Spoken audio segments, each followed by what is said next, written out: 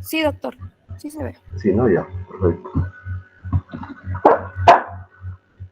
Muy bien. Entonces, vamos a empezar con lo que viene a ser patología de la córnea.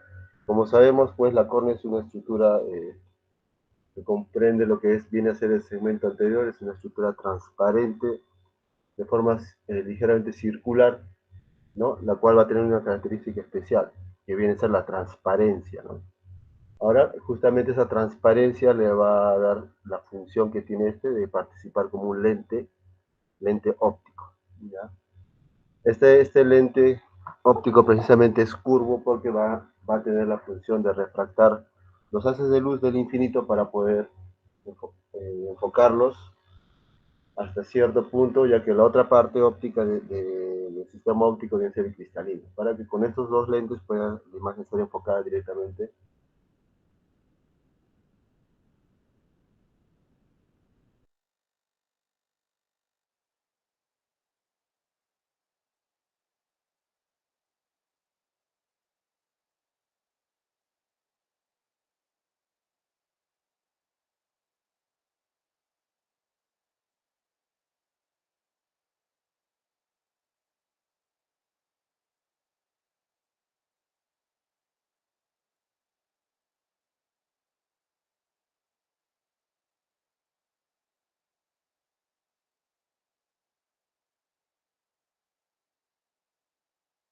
Doctor, disculpe, ya no se le está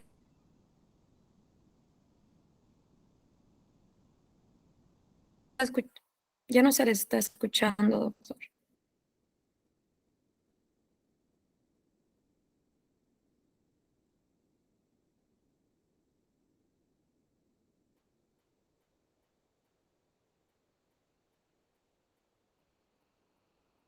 Doctor.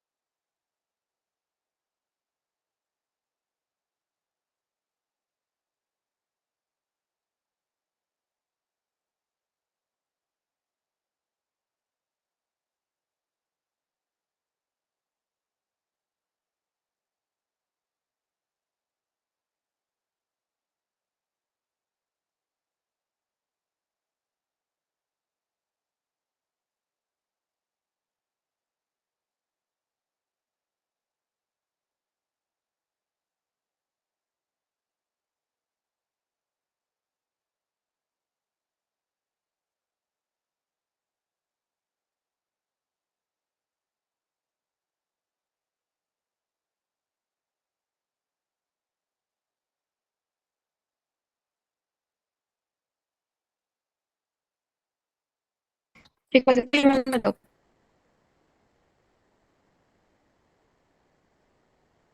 por si acaso.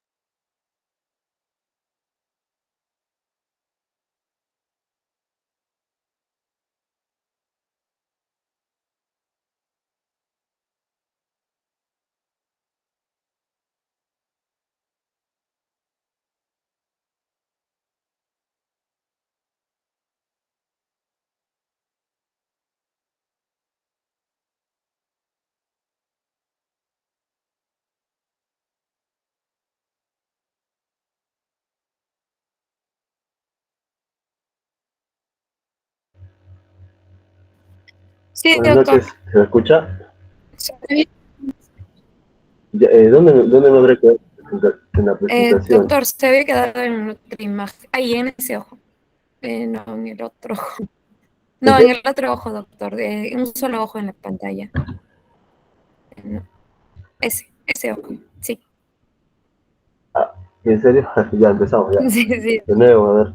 Decía que la córnea es una estructura transparente, redondeada, que justamente tiene esa característica de ser transparente por la composición que esta tiene, ¿no?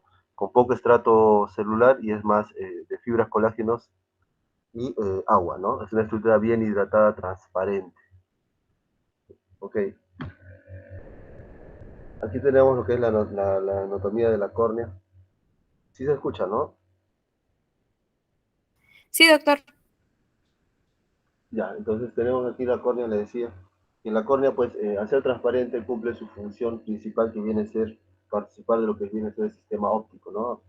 Para que junto al cristalino podamos refractar o desviar los haces de luz del infinito, de cierta imagen, hacia la retina. Entonces la función principal por eso es curvo, ¿no?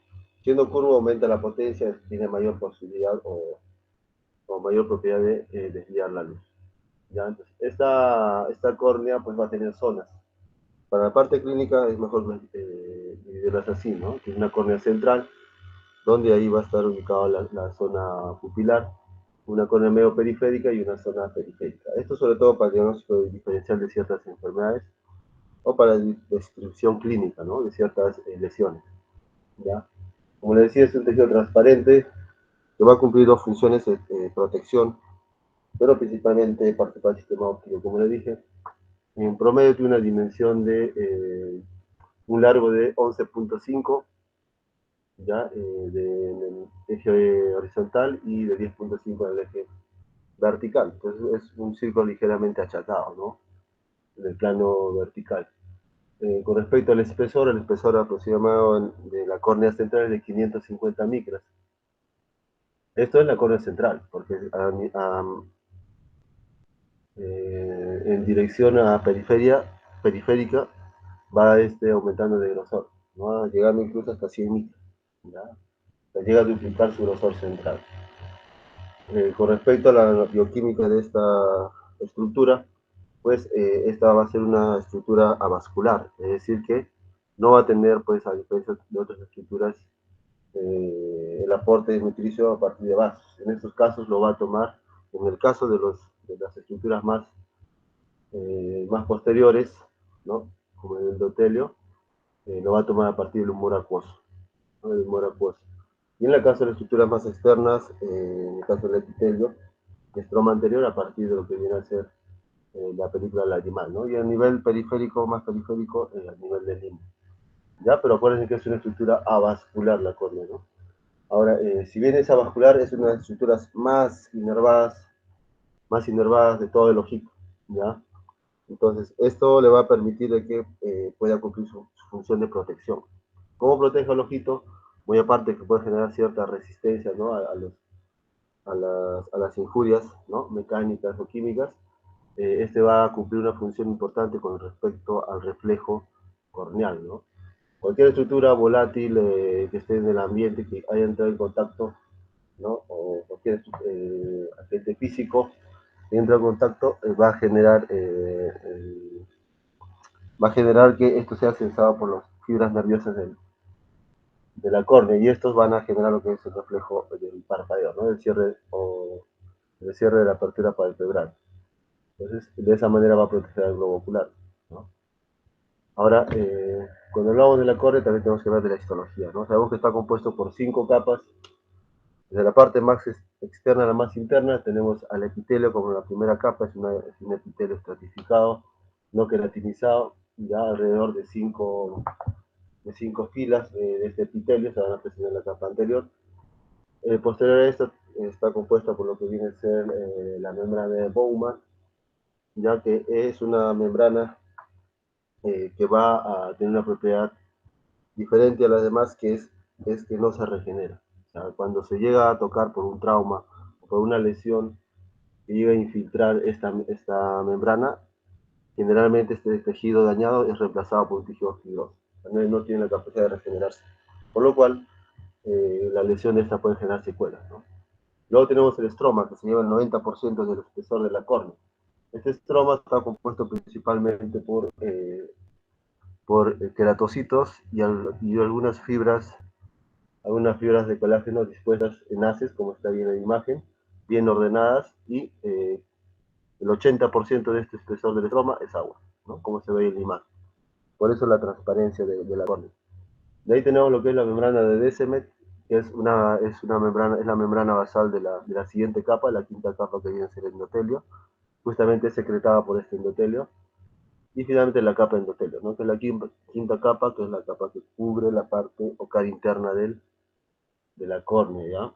Esto también tiene una característica especial, que viene a ser que está dispuesto en una sola capa, es decir, es una monocapa de células epiteliales planas, ¿no? Llamadas células endoteliales, ya que cumple una función importante, ¿ya? Que viene a ser deshidratar la córnea. Si decimos que está el estroma bien hidratado hasta un 80% de agua, fácilmente eso podría aumentar, ¿no? Aumentar. Pues, ¿quién se encarga de mantener esa hidratación del endotelio? ¿Ya? Cuando es lesionado justamente ocurre eso, ¿no? De que lo primero que va a ocurrir es que la córnea se empieza a hiperhidratar y empieza a opacarse, ¿no? Ahí tenemos las 5 capas de la córnea. Vamos a empezar con lo que viene a ser la parte de la patología, ¿no? Entonces tenemos que cuando se llega a afectar la córnea va a presentar 4 síntomas principales, que vienen a ser la fotofobia, el paciente que tenga alguna lesión en la córnea o que esté fotofobia va a empezar a tener dolor, ¿no? Porque acuérdense que está bien inervado, dolor y visión borrosa si se llega a afectar la córnea central. Al mismo tiempo, los tejidos anexos, por la respuesta inflamatoria, van a generar cierto grado de producción de exudado, ¿no? Cuando uno examina la córnea, pues nos podemos encontrar con ciertas lesiones. Aquí vamos a mencionar algunas. Las erosiones epiteliales, como tenemos ahí en la imagen, ¿no? En la imagen tenemos ahí la córnea, como vemos en el tercio inferior se presenta una tinción puntiforme con fluoresceína, ¿no? Que nos va a indicar que son erosiones, son partes del epitelio que se han necrosado, se han muerto y se está removiendo, ¿ya? Y también tenemos lo que se llama queratitis epitelial punteada. En este caso ya no es una parte del epitelio que falta, sino es un infiltrado a nivel epitelial, ¿no? La diferencia entre erosión epitelial y queratitis, que para ver las erosiones tenemos que teñirlos, y no se logra ver.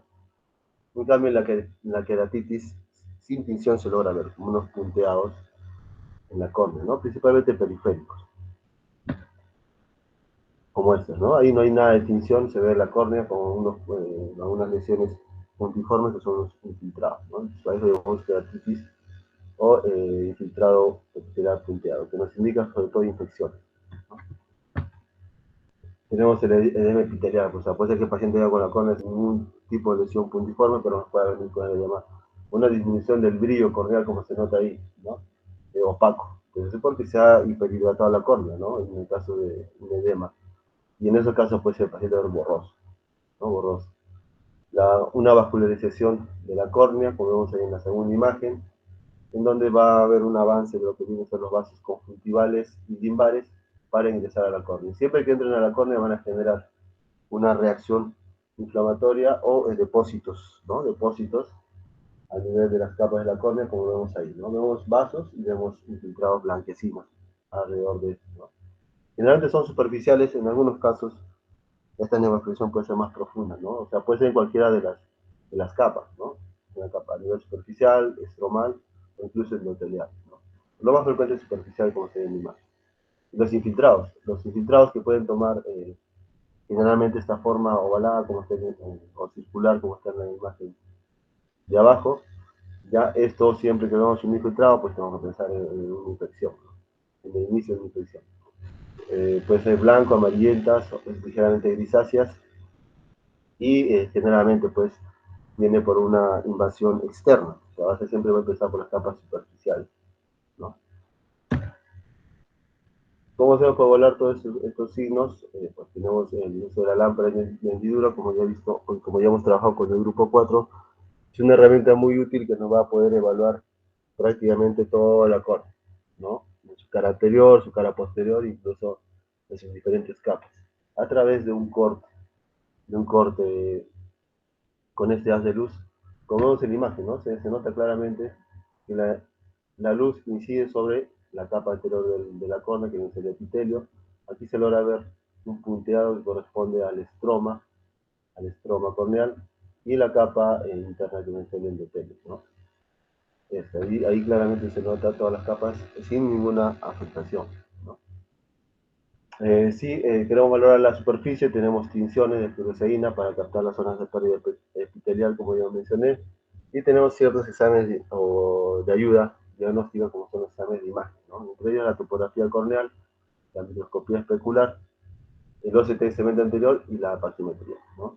Todas con el mismo fin, ¿no? Valorar las capas, el grosor y el reporte de algunas alteraciones en estas capas, ¿no? Ya vamos a ver algunas imágenes. Veamos acá, miren, entonces, vamos a ver todas estas lesiones, lo que viene a ser la patología infecciosa, inflamatoria, infecciosa, no infecciosa y la patología no inflamatoria, ¿no? Empezamos acá con las patologías bacterianas. Y se escucha hasta acá, sí, ¿no? Sí, doctor. Ya, listo, continuamos.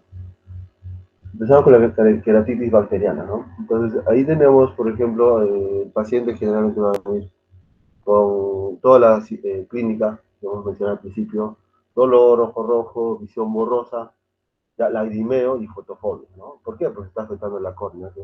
Como está bien inervada, pues las molestias son bien marcadas.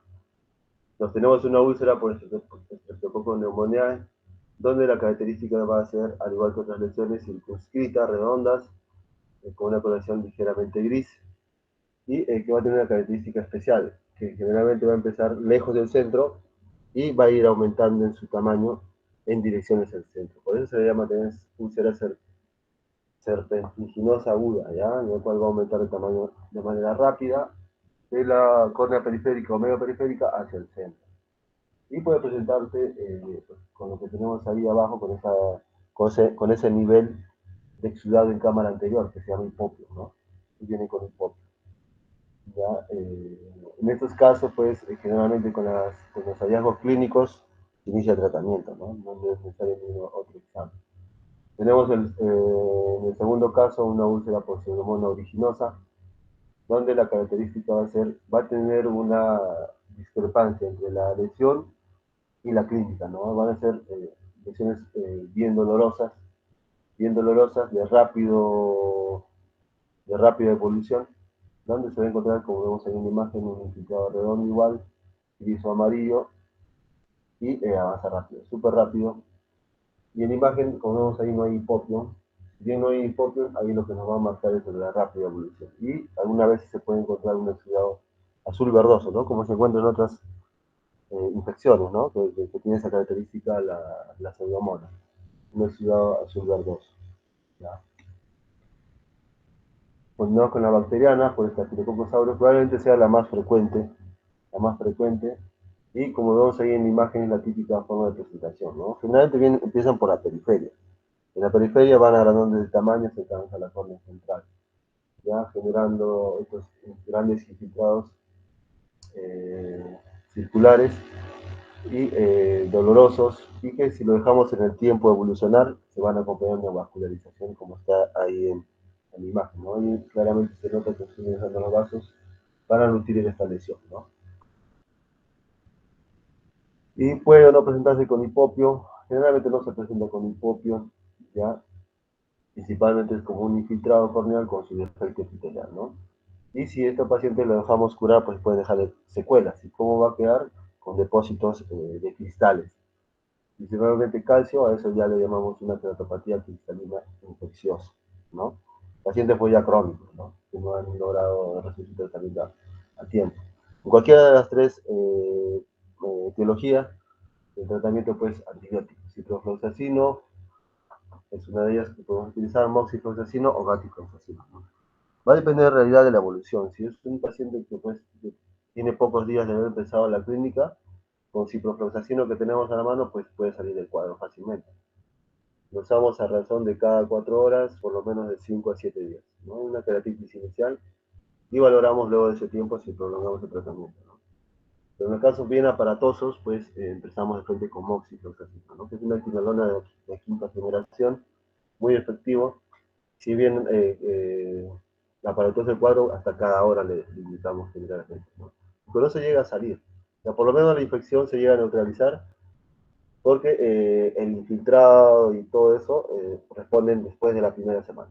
Se empieza a aumentar un antiinflamatorio para que pueda hacer o dejar la menor secuela posible, ¿no? Que debe ser una opacidad de corte. Pasamos al otro grupo que viene a ser las micóticas, ¿no? Entre las micóticas, pues, igual es frecuente, ¿no? O sea, uno pareciera que no es usual encontrar una infección micótica en el ojito, pero es frecuente. ¿Ya? Prácticamente la mitad de los casos es bacteriana y la mitad es micótica. Eso porque trabajamos todavía eh, en un contexto donde pues los trabajadores, ¿no? Los trabajadores sobre todo que manipulan ciertos fuentes vegetales, trabajan sin protección, ¿ya? O accidentalmente tienen algún contacto con ciertos vegetales y no acuden a tiempo, ¿no? Eso ocurre en el Perú frecuentemente, ¿no? Que no viene al primer día, sino viene pues, después de una semana, ¿no? Sobre todo por la molestia. Entonces, en ellos sí se va a presentar bastante estas úlceras micóticas. Ya, factores de riesgo, pues este grupo de personas que trabajan con los vegetales, los agricultores, pacientes con que usan lente de contacto, es poco frecuente, se puede dar, sí, o enfermedades que pueden inmunodeprimir el sistema inmunológico, o si usan corticoides de manera crónica, ¿no? Después tiene mayor riesgo de infecciones micóticas. Las lesiones van a venir a partir de un infiltrado, ¿no? Un infiltrado prominente, circinado, en el cual va a tener una lesión característica que viene a ser las lesiones satélites, ¿no? Aparte de tener una lesión como las bacterianas que vimos que son circulares, ¿no? Este va a tener características de borde elevados y va a tener unos infiltrados, como si fuera una siembra. Ya, eso es característico. Y la otra característica es que vienen con hipopio. Por ejemplo, ahí tenemos la imagen, ¿no? Ahí en la derecha, donde vemos toda la córnea, tomada toda la córnea, con la córnea central algo circinado, ¿no? Un poquito con una pérdida del brillo corneal central, ahí está la úlcera, hay infiltrado y edema, ¿no? O sea, ¿por qué se ve opaco? Por líquido, por edema que está ingresado en la córnea, pero la úlcera es solamente central. Y todo lo que está detrás, ¿no? Detrás de aspecto blanco viene a ser el hipopio, ¿no? El hipopio como una reacción de la cámara anterior frente a esta infección micótica, ¿no? Entonces, generalmente cuando viene el paciente así con hipopio, decimos o es micótica o es bacteriana, ¿no? Y lo que hacemos es una toma de la muestra de esta lesión, ¿no? Para estar seguros de que sea micótica. Porque si es así, solo si usa antimicóticos va a poder salir del cuadro. Con solo antibióticos no va a hacer nada. Incluso puede llegar a perforarse el ojo, ¿no? Por eso ahí la necesidad de saber la etiología de esta lesión, ¿no? Ahora, de entre los agentes más frecuentes encontrados, principalmente ahí está subrayado el fusarium, ¿no? Que es un tipo de hongo filamentoso, ya que se va a encontrar en la mayoría de vegetales. Es el más frecuente. Puede haber por cándida si no es tan aparatoso el cuadro y a veces viene sin hipopion, como lo dice la bacteriana, y el aspergillus es igual, ¿no? Es una lesión que viene sin hipopion y son lesiones más crónicas. El fusarium es súper rápido, aparatoso. En una semana ya está la córnea como está ahí, ¿no? Con hipopion y todo toma hematosis. ¿Ya? Entonces, ahí la importancia de poder identificar la agente etiológico exacto. Tratamiento, si es cándida, anfotericina B o voriconazol, tópico, o sea, en gotas, y si fuera tratamiento para las cifras, natamicina o voriconazol, ¿no? ahí va lo filamentoso, ahí va el fusario, ¿no? Actualmente la keratitis micótica lo tratamos con atamicina, ¿no? La atamicina que es un poquito de difícil acceso, pero sí tenemos en Lima, ¿no? Nos traen atamicina. Y con eso sale el cuadro. Generalmente el tratamiento pues, son cada 2 horas al principio e ir viendo el efecto de este antibiótico. Puede tardar hasta un mes en la recuperación por salir de una úlcera micótica, ¿no? Entonces ahí, mira, por ejemplo, vemos toda la córnea tomada, ¿no? Esta vez ya no solamente eso no es hipote, ¿no? Ni edema, ya está todo infiltrado, ¿no? O sea, puede llegar así el paciente, con toda la córnea tomada. Pasamos al otro grupo que vienen a ser las víricas. En este caso tenemos el herpes simple. En este caso, pues va a tener una característica especial, pues, ¿no? Que viene a ser en el momento del examen físico, cuando examinamos, generalmente a todos le aplicamos tinción. Cuando es patología de córnea, a toditos le aplicamos la tinción para ver precisamente mejor los infiltrados, las erosiones y esto, ¿no? Esto que viene a ser un defecto epitelial dado por una queratitis epitelial, por herpes, ¿ya? La mayoría en adultos, ¿ya? Y estas pueden recurrir, ¿no? Esto porque se van a alojar en lo que viene a ser el ganglio trigeminal. Factores de riesgo, pues la edad, a mayor edad, mayor factores de riesgo de herpes, así como de ojito en otras partes también, los traumatismos y la inmunosupresión, ¿ya? La característica puede ser dendríticas o geográficas, ¿no? Arriba tenemos una dendrítica donde vamos a ver una lesión arborizada, ¿no? Y tenemos dos lesiones arborizadas muy dolorosas que van a tomar la córnea y estas pueden progresar o presentarse de otra manera como tenemos en la imagen de abajo, ¿no? De forma geográfica, como un parcheado, ¿no? Allá no se ve dendrítico, ¿no? Pareciera ahí pues una nubecita, ¿no? Entonces eso. De las dos formas se puede presentar. Ahí generalmente el diagnóstico es clínico, ya no, o sea, no tenemos ningún prueba de hisopado ni de microbiología, sino ya damos el tratamiento clínico, ¿no? Y como sabemos, como toda infección vírica, no tiene un tratamiento específico. Usamos el aciclovir, ¿sí? Pero para controlar de alguna manera o acortar el curso de la enfermedad, ¿no? Tenemos como tratamiento el aciclovir o ganciclovir en el caso de enfermedad estromal, ¿no? Lo más frecuente es epitelial, como en las imágenes, pero también puede ser estromal. En el caso estromal se ve como las keratitis bacterianas, ¿no? Son zonas parchadas, estromales, blanquecinas. Pero lo más frecuente es así como está aquí, ¿no? En la imagen. Clínicamente tiene bastante dolor, pero cuando uno lo examina y pasa un cierto periodo, ¿no? De la enfermedad, estos, como el nervio ha sido afectado, pueden quedar con algo de anestesia corneal, ¿no? Eso sí se lo logra a veces evaluar al paciente, ¿no? Se puede quedar como secuela. Y después puede dar una, una complicación tardía que podría ser lo que viene a ser la keratitis neurotrófica. El paciente está tan abolido la parte de la anestesia de la córnea que ya no siente los factores externos y con eso disminuye el parpadeo, secándose la córnea y posteriormente generándose úlceras, ¿no? Úlceras neurotróficas.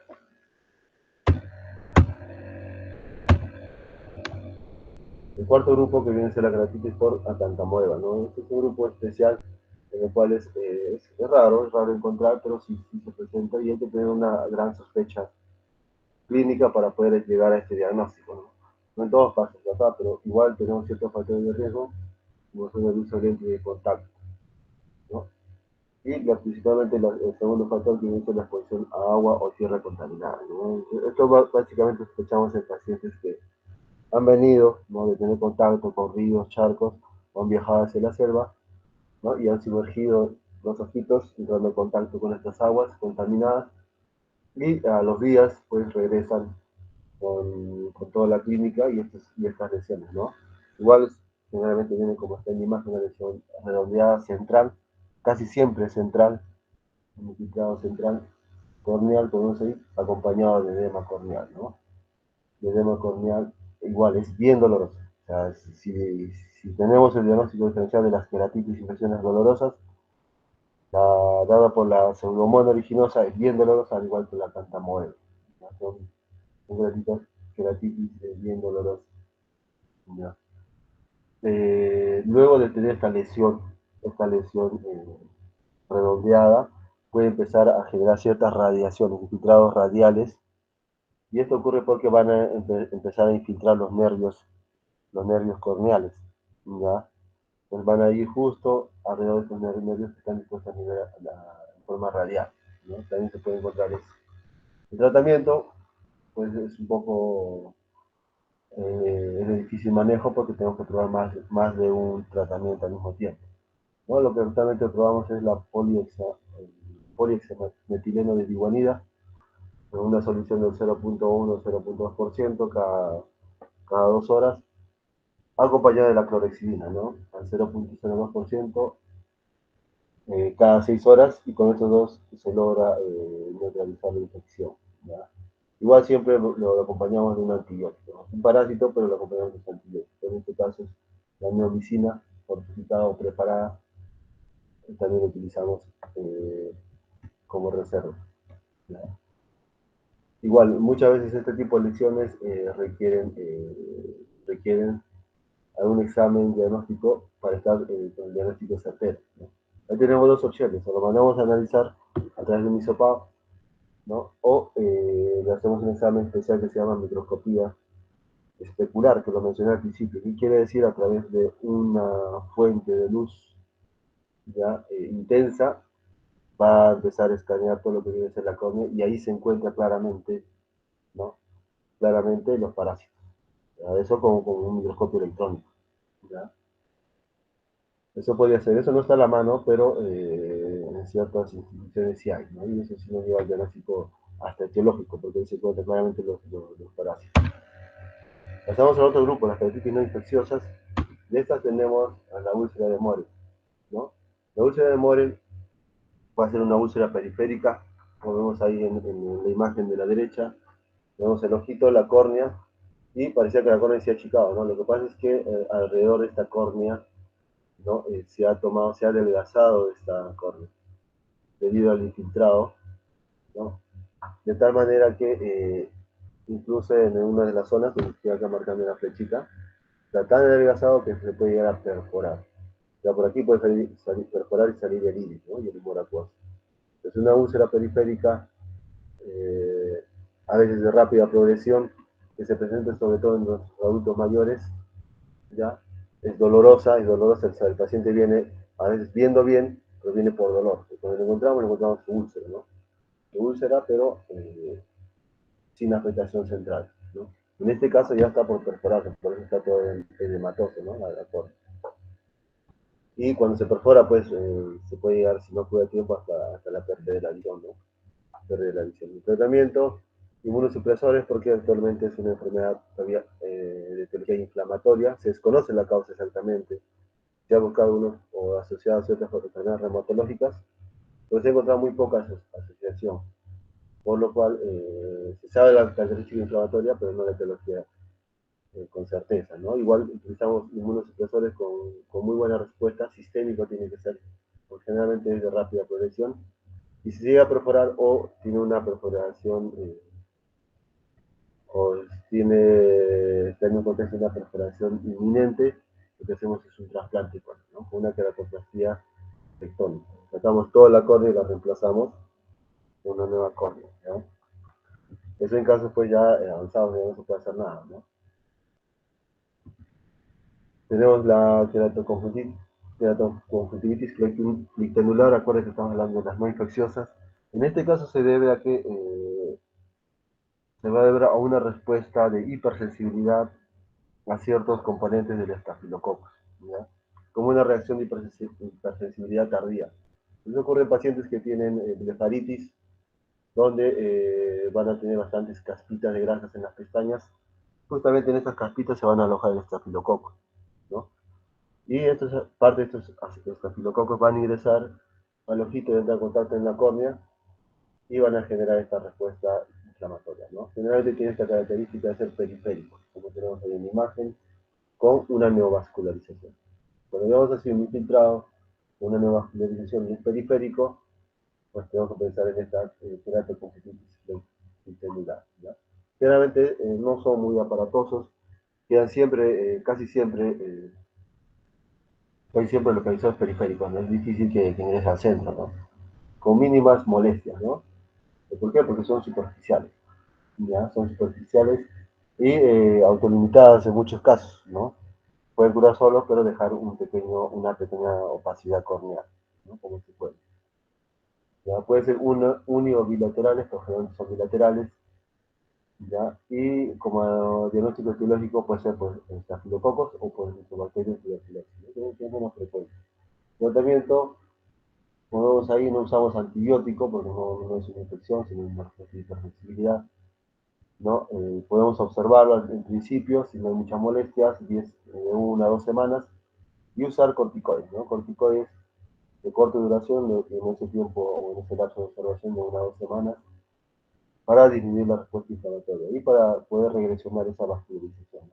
El detalle es que si dejamos las vascularizaciones, como dije al principio, lo que va a hacer es arrastrar, hacer una oleada de exudación, lo que va a generar depósitos de calcio o lípido a nivel de alrededor de estos vasos, o una respuesta inflamatoria, ¿no? Que va a generar opacidades. Entonces necesitamos reducir esa inflamación con los corticoides, ¿ya? Tenemos la queratitis neurotrófica. Hablamos hace rato de que con la queratitis herpética todo bien, se puede curar, pero puede dejar una córnea con hipoestesia. Y esta córnea con hipoestesia va a disminuir lo que viene a ser el reflejo de parpadeo. Con el tiempo, el paciente no se da cuenta de esto, muchas veces con síntomas menores, y empieza a secarse la córnea. Por la disminución de parpadeo, en sucesión a esto, empieza a degradarse el epitelio, haciéndose algunos defectos epiteliales, y después de esto una respuesta del estroma, un infiltrado. Lo que tenemos ahí justamente es un defecto epitelial, como se ve en una imagen redondeada, rodeada de una infiltración estromal, ¿no? Es una úlcera neurotrófica. ¿Y cómo el diagnóstico? Fácil, tengo que comprobar que este paciente tiene una hipoestesia, ¿ya?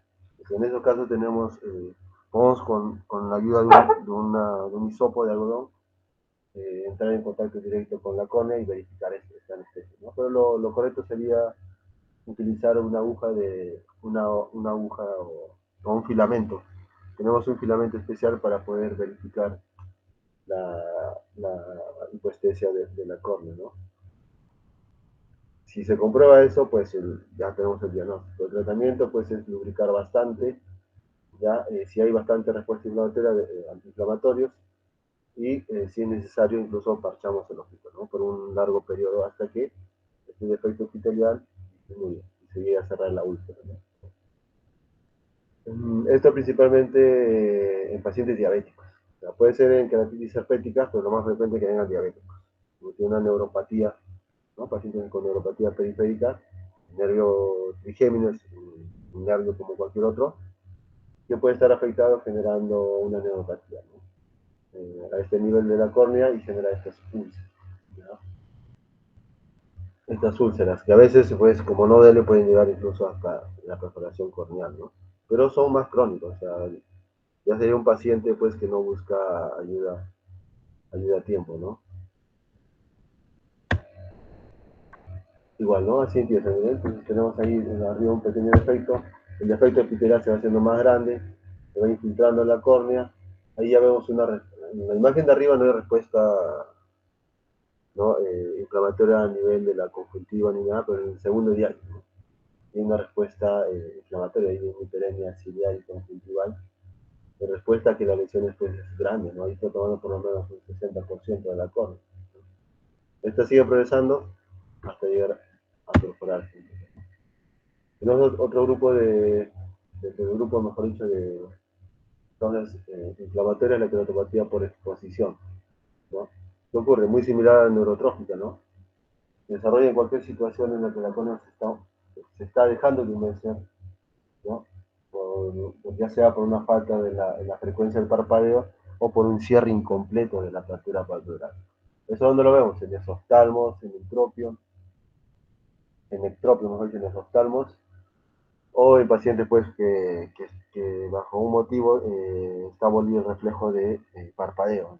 Pacientes, por ejemplo, en sala de operaciones, muchas veces ya llegan los pacientes porque después de operado tienen problemas de visión borrosa o ardor o sensación de cuerpo extraño, ¿no?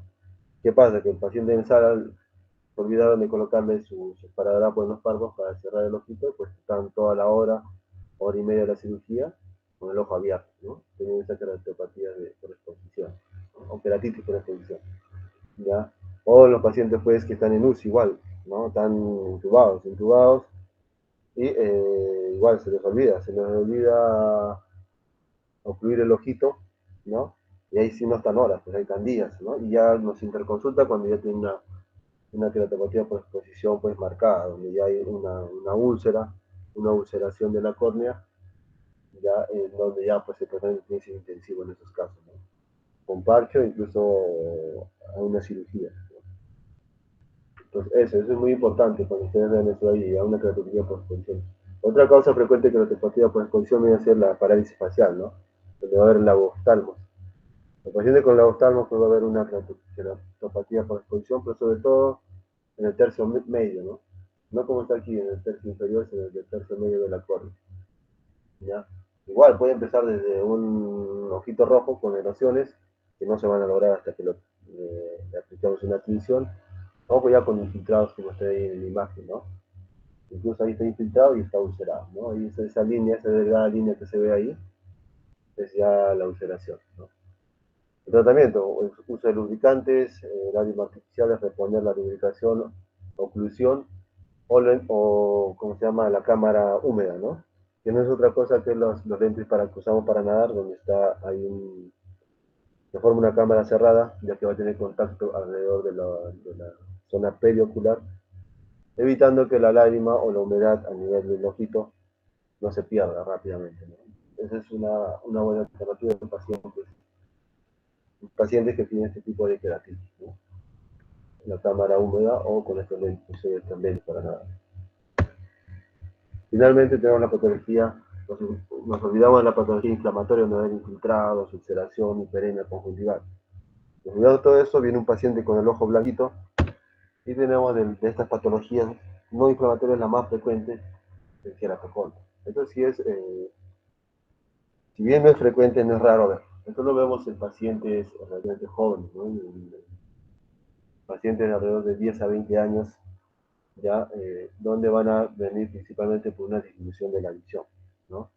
Pues son pacientes que usan lentes y notan que en un corto periodo de tiempo empiezan a cambiar lente tras lente tras lente, porque ya no les ayuda, empiezan a ver borroso, ¿ya? Empiezan a ver borroso y eso ahí es donde acuden al oftalmólogo y ahí es donde se detecta el queratocono. ¿Se escucha esta parte? Sí, ¿no? Sí, doctor. Ya, continuamos. Ya. Entonces, viene por eso, ¿no? Ese es el motivo de la consulta, generalmente. Pacientes jóvenes pues, que cambian a cada nada sus lentecitos, ¿no? Es frecuente en esa edad de 10, 20 años, puede haber pacientes menos de 10 años, sí. Puede haber más de 20 años, sí, pero hasta los 30 años. Después de los 30 años ya no hay queratocono. Ya no hay queratocono. Y eso es porque ahorita vamos a explicar por qué ya no hay queratocono. Características del queratocono, pues tenemos acá en la imagen, ¿no? Una córnea curva, redondeada, en una visión lateral. Y aquí que vemos la misma córnea, pero con algo más protruida y empinada en la parte central, ¿no? Esto de aquí. Eso es porque aquí la córnea está más delgada, lo cual va a ceder a la presión intraocular dado por el humor acuoso, que va a empujar en esta dirección a una córnea más delgada y elástica, ¿no? Deformándola, tomando esta forma, ¿no? De cono, ¿no? Queratocono, ¿no? Pues esto es progresivo, cada vez más progresivo. Una vez empezado, no para hasta llegar a tomar esta forma de cono. Esto le va a generar, pues como al principio dijimos, la cona tiene una función refractiva de desviar la luz. En este caso, al ser irregular, pues va a refractar la luz en diferentes direcciones, generando altos grados de astigmatismo. Estos pacientes, donde los sospechamos en pacientes con astigmatismo altos, pacientes que han aumentado sus medidas rápidamente. Y como se va a protruir hacia adelante y va a aumentar el eje axial, ¿no? El eje antero-posterior, o sea, el eje axial del globo ocular, también puede prestarse como miopía, ¿ya? Esto principalmente porque se va adelgazando la córnea de forma progresiva. Acuérdense que mide 550 micras, entonces estos pacientes llegan a medir por debajo de 400, ¿no? Llegan a tener hasta 300, a 300 micras de grosor, ¿no? De grosor. El diagnóstico es topográfico. Para esto, como es un cuerpo transparente y podemos visualizar su estructura a través de las de luz, tenemos este examen que se llama topografía corneal. Que justamente lo que hace es incidir una de luz infrarrojo que va a escanear todo lo que viene a ser la córnea, permitiéndonos incluso el tamizaje, el diagnóstico y clasificación del queratocono, ¿ya? Del queratocono, porque muchas veces clínicamente suele ser subdiagnosticado porque no presenta muchos signos del queratocono en el momento del examen. Existen varios signos, sí, pero son en las etapas tardías, ¿no? La idea es diagnosticar en etapas tempranas, y eso lo conseguimos con la topografía corneal. Y ahorita tiene que ser el gold estándar para el diagnóstico de ectasias corneales o deformidades de la córnea. El tratamiento, si vemos que la córnea se está deformando o apenas se está deformando un poquito en los casos leves, podemos todavía observar cada 3 meses y indicarle un lente para neutralizar el astigmatismo o la miopía inducida por esta deformidad, ¿no? Pueden usar gafas o acompañados de lentes de contacto. No son los lentes de contacto usuales, usamos los blandos, sino usamos unos lentes rígidos, unos lentes duros, permeables al gas. ¿Ya para qué? Para que pueda contener a la córnea y no se deforme más. ¿Ya? Lentes de montura más lente de contacto en los casos leves. Y lo seguimos observando. Y en los casos donde ya la deformidad es moderada, y es más, demostramos una progresión de la deformidad, se sigue deformando cada vez más, sigue aumentando la medida, en la topografía sigue mostrándonos que se sigue adelgazando la córnea, pues en esos casos tenemos el tratamiento que viene a ser el cross-linking, ¿ya? Que viene a ser en reticulación o en recluzamiento de colágeno corneal. Y ahí tenemos justamente la imagen de la derecha en la parte inferior, ¿no? El procedimiento. Ahí se describe, el paciente está recostado con un blefarostato, un separador o espécula de párpados, y como primer paso que no está ahí es desepitelizar. Entonces desepitelizamos, le quitamos el epitelio, todo el epitelio a la córnea, en toda la parte central, y lo incidimos con una fuente de luz de radiación UV. De radiación UV. Acuérdense que tenemos tres tipos, ¿no? Tipo A, B, C. En este caso usamos la radiación tipo A. Tipo A y usamos riboflavina. Eso que está en la jeringa es una vitamina que es la riboflavina, que lo instilamos, y al tener en contacto la riboflavina, el estroma corneal y esta radiación, lo que va a generar es que las fibras de colágeno presentes ahí en el estroma corneal tienden a tener mayor entrecruzamiento, o sea, se enlazan entre ellas, haciendo la córnea algo más rígida. De esa manera, digamos que la etiología del queratocono es un adelgazamiento progresivo y aumento de elasticidad. Con esto vamos a permitir endurecerlo y evitar esa progresión, ¿no? Entonces, en queratoconos que se demuestre una progresión, necesitamos crosslinking. Y tenemos casos avanzados. En los casos avanzados no podemos hacer nada. Ni le va a ayudar los lentes, ni le va a ayudar lentes de montura ni de contacto, ni el crosslinking. En los casos avanzados ya vienen con la córnea, en estadio avanzado, que vienen con una cicatriz corneal. Ya vienen con el centro blanco. ¿Ya? Blanco. En esos casos, pues no tenemos nada más que el trasplante corneal.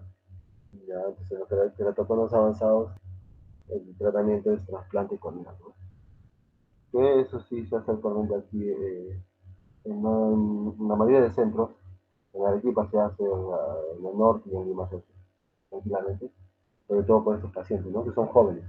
Como son jóvenes, son los primeros que se llevan los donantes de córnea, ¿no? Los pacientes con queratocono avanzado.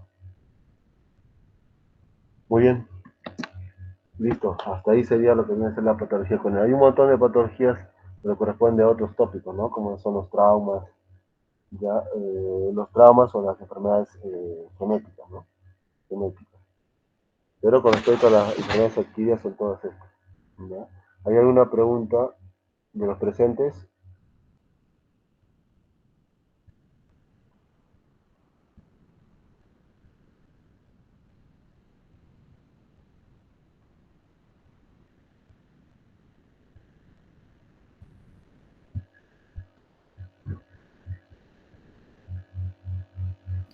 Creo que no hay preguntas, doctor.